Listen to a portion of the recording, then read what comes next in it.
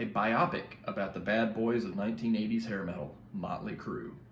I know what you're thinking. There is no way this is one of the best movies of 2019. And you know what? You're right, it isn't. It's a straight-to-Netflix biopic full of bad wigs and overacting about Motley Crue, a band that only people of a very narrow age range appreciate. I'm just going to go ahead and say it. I like The Dirt more than I like Bohemian Rhapsody. Bohemian Rhapsody won all kinds of awards last year.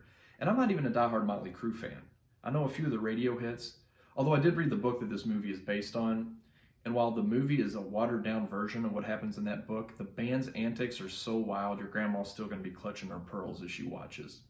There's probably never going to be a ruder, cruder bunch of dudes than Motley Crue. And I do not condone anything that they do in this movie, but it's all very entertaining. I feel like most of these music biopics that have come out in the past few years have really been about one band member, and all the other band members are just kind of cookie-cutter, one-dimensional characters. Well, in Motley Crue, all four band members have very distinct personalities. They all go through a roller coaster of emotions and have their own vices throughout the course of the movie. Now, I never ever thought that I was going to tear up watching a Motley Crue biopic, but here we are, and I bet you will too. Go into The Dirt with an open mind. It is by no means a masterpiece, but it is entertaining from beginning to end. You'll hear some good music, you'll see some surprisingly good acting performances, and also some overacting, a lot of bad wigs, and you're going to see a whole bunch of crazy things that you can't believe actually happened. And in some cases, the things that actually did happen are crazier than what you see on the screen. You're even going to get a glimpse of the scene-stealing Ozzy Osbourne. Now, Ozzy has one of the best rock autobiographies of all time, and I really hope that that gets turned into a movie next. Rapper Coulson Machine Gun Kelly Baker had to have his full body tattoos completely covered with makeup to play Tommy Lee in this movie, and then he had to have Tommy Lee's tattoos applied over top of that cover-up makeup. The actors actually learned to play the instruments to portray them playing the songs in the movie. Drinking and driving, running around hotels naked, throwing TVs through windows, drugs, marrying Heather Locklear, snorting ants, spinal diseases, fighting with your fans, sticking dollar bills between your butt cheeks and flashing old people.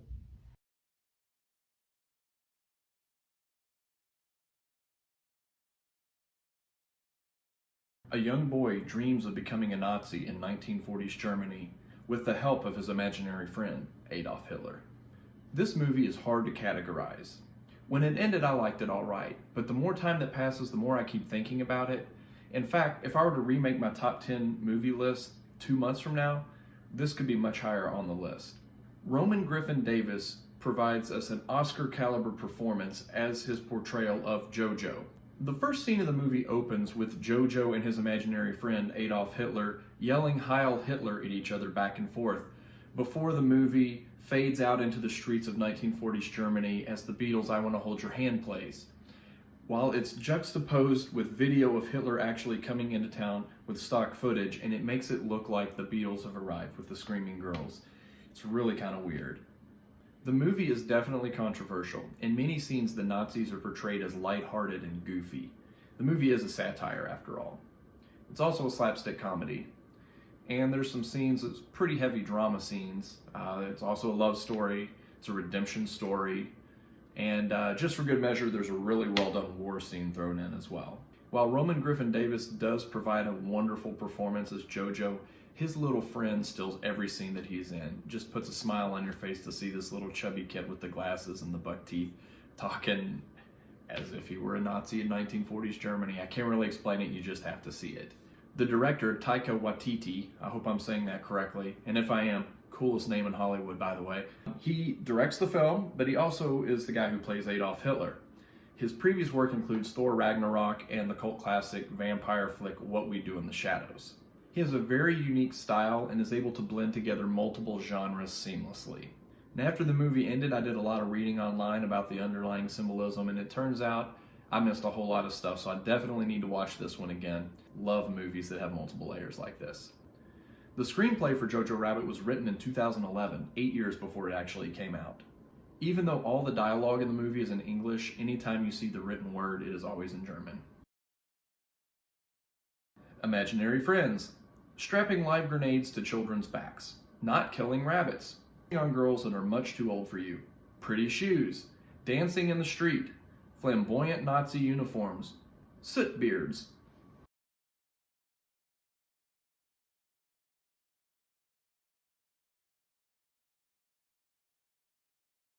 A look at the lives of an aging actor and his best friend slash stuntman in late 1960s Hollywood.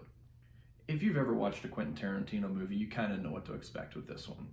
The movie's a little longer than it needs to be, and it's full of characters that are quirky, and you either love them or love to hate them. This isn't your typical over-the-top Quentin Tarantino movie, though. Now, don't get me wrong, there's still some scenes of great tension and over-the-top action, but for the most part, the movie is kind of like a leisurely Sunday drive with the windows down on a cool fall day.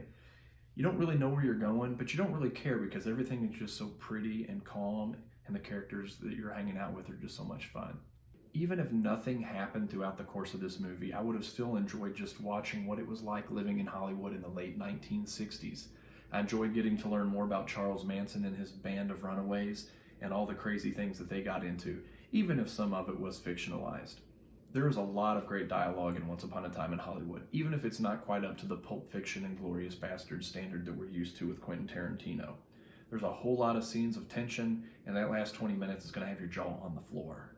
For me, the story is more about ambiance. It's more about the tone than it is about the actual story. It's just fun to watch, and every corner that you look, there's something interesting to look at. Margot Robbie, who portrays Sharon Tate in this movie, wore the real Sharon Tate's actual jewelry. The 101 freeway in Hollywood was shut down to film several scenes of the movie. This was a huge undertaking, but kept all CGI out of those scenes and makes it feel that much more realistic. The first cut of this movie was 4.5 hours long, and it started off as a novel, but after 5 years of working on it, Quentin Tarantino decided it would work better as a movie.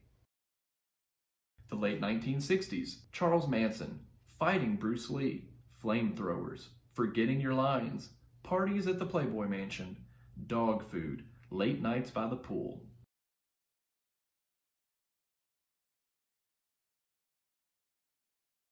A group of anthropology students travels to Sweden to learn all about a culture of people celebrating the summer solstice where the sun never sets. Writer and director Ari Aster has only made one other feature-length film, 2018's Hereditary, which was my number 2 movie of 2018. And I wanted to see if he could make another masterpiece, and he pretty much did. The visual symmetry and cinematography that was present all throughout Hereditary is also present in Midsommar. But where Hereditary was a very dark movie, Midsommar is very light. And I mean that in the literal sense. Everything is very white and bright. The movie starts off at a very dark time for our protagonist, but she soon leaves all of her troubles behind to travel to the beautiful countryside of Sweden. Everything looks perfect on the surface, but the audience knows there's something a little bit off. While the picture is always light and bright, the characters are being pulled into some pretty dark horrors. There are more than a couple of shocking scenes throughout Midsommar. In fact, there were a couple that I may have had to watch through my fingers like this. If you want something disturbing, Midsommar is going to be right up your alley.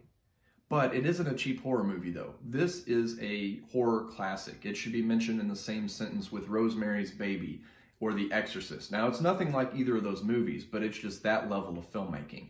If I were to compare it to another movie, it would probably be the 1970s cult classic The Wicker Man. While the movie takes place in Sweden, it was filmed mostly in Hungary. The Swedish dialogue throughout the film is not subtitled, and that's to give the audience a sense of unease, the same unease that the characters feel. White clothes and flower hats, dancing, The Wicker Man, taping hoses connected to tailpipes over your mouth, summer festivals, special drinks, long tables, standing on the edge of cliffs.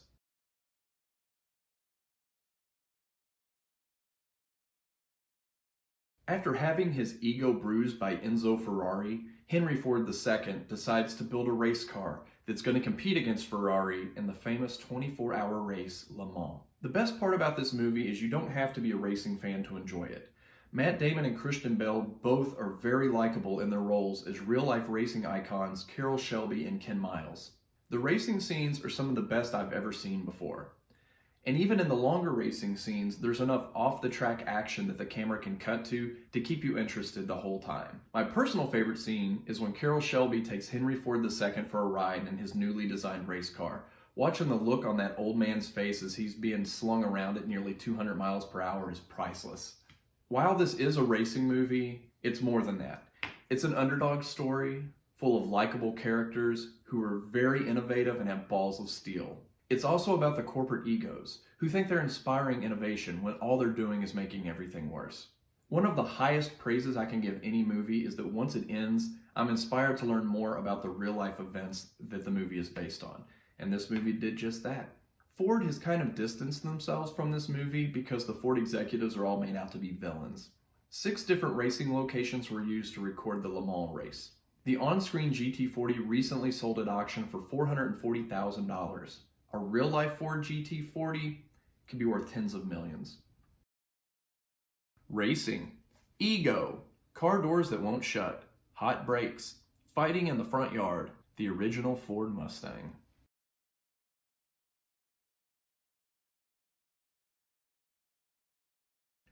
While on vacation, the Wilson family is attacked by home invaders who happen to look exactly like them. I'm so glad that Jordan Peele wasn't a one-hit wonder. And while most people, myself included, will probably find his 2017 film Get Out the more enjoyable film, there's a lot to like about Us, and there's a lot to think about long after it's over. When the trailer for this movie came out, I watched it immediately, and then immediately regretted my decision because they reveal in the trailer that the home invaders are the doppelgangers, and I thought the whole movie had been ruined by a trailer once again.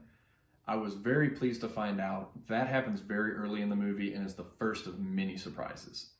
In fact, I felt like I was being played for most of the movie. Starts off a little slow, then it gets really good, really interesting, kind of turns into a cliche horror film, and then boom, they hit you over the head several times, and by the time it's over, like my brain was just racing trying to figure out what I had just watched.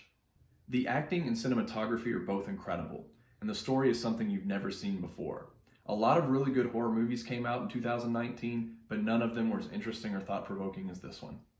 The family eats dinner at a restaurant called Copper Pots, and this is a nod to the pirate in the 1985 film The Goonies. The amusement park featured in the movie is the same one where 1987's The Lost Boys was filmed. Lupita Nyong'o based her speech patterns on Robert F. Kennedy's spasmodic dysmorphia. Family vacations, nighttime boat rides, scissors, rabbits, broken lighters, amusement parks, Hands Across America, home invasion, and the 1990s rap song I Got Five on it.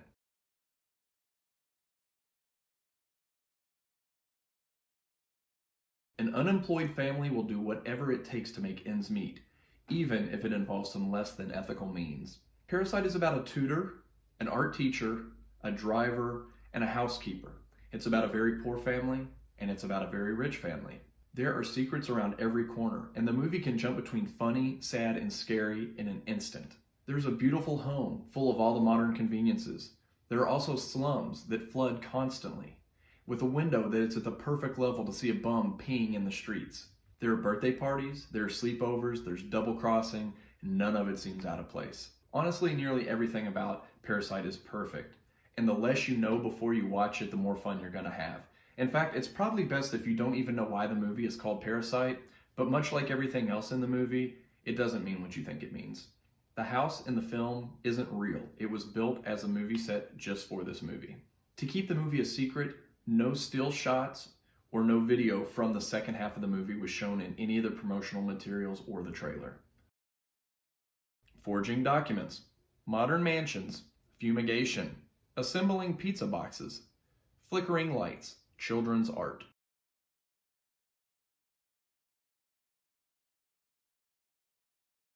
During World War I, 2 soldiers are tasked with traversing through enemy territory to deliver a ceasefire message to a general before 1,600 soldiers are killed.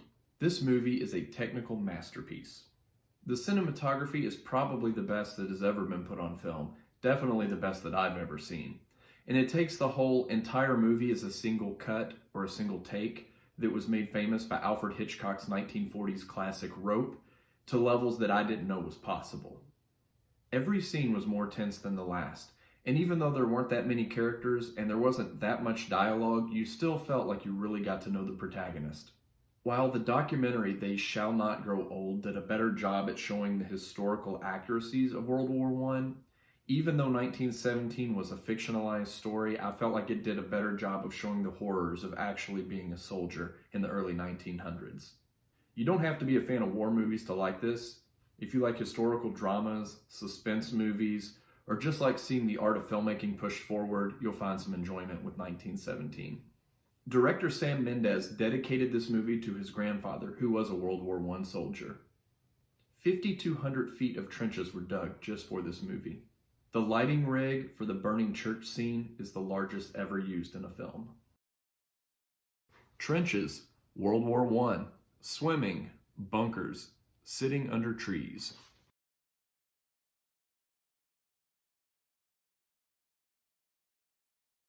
While filming a zombie movie, things go out of control when real zombies show up on set and begin attacking the crew. With the exception of Shaun of the Dead, this is probably the best zombie movie ever made. Unlike Shaun of the Dead, this didn't really need to be a zombie movie, it just happened to be one. I did a complete 180 on my thoughts of One Cut of the Dead over its 97-minute runtime. The first 37 minutes of the movie is a really bad zombie movie. Horrible acting, unconvincing gore, a story that doesn't make any sense, a lot of long, awkward pauses. It's truly one of the worst things I've ever watched. But there was a gimmick that made it constantly interesting, and that was it was all done in a single take. There was no trick camera shots or anything. It's legitimately one 37-minute take. The last hour of the movie is a masterclass in filmmaking. And honestly, that first 37 minutes is too, but you don't realize it until after the fact. The movie shows you how to work under pressure and think on your feet when the unpredictability of people requires on-the-fly changes. It shows you that in order to get something done, there's a lot of behind-the-scenes work that goes into it that people never know about. This is a high-concept film, and it probably took years to plot out. And once it was plotted, they had to film it two different ways: the real way and the way that pushes the movie story forward. I'm being vague on purpose. The way the story unfolds is a present that I don't want to take away from anyone. I literally got chills at the end of this movie. It wasn't chills from being scared or chills of the emotion that the characters were feeling on screen. It was chills of admiration. I cannot believe that this film crew was able to pull off something so fun and seemingly impossible. In fact, since I've watched this movie, it's made me rethink every movie I've ever given a negative review to. Because even bad movies require dedication and dozens, if not hundreds, of people who believe in the vision. Watch closely in that first 37 minutes. All of the nonsense that you're watching becomes plot points and jokes that are revealed later in the movie. The movie was actually filmed in 2017, but it wasn't released in the United States until 2019. It only cost $25,000 to make. The first 37-minute single take shot took 6 full takes to get just right. Most of the cast of the movie actually paid to be in it because this was the final project of a film seminar. Really bad zombie movies, filmmaking, foreign films, drinking on the job, stomach issues, self-defense.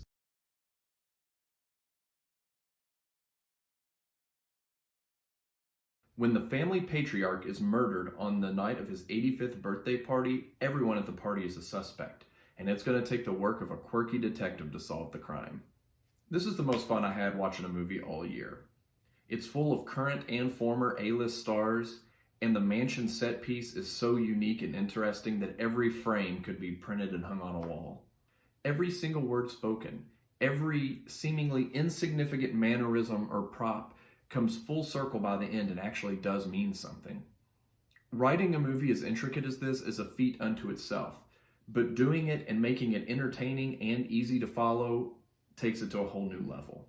While every character in the movie is memorable, none is more so than Daniel Craig's Benoit Blanc.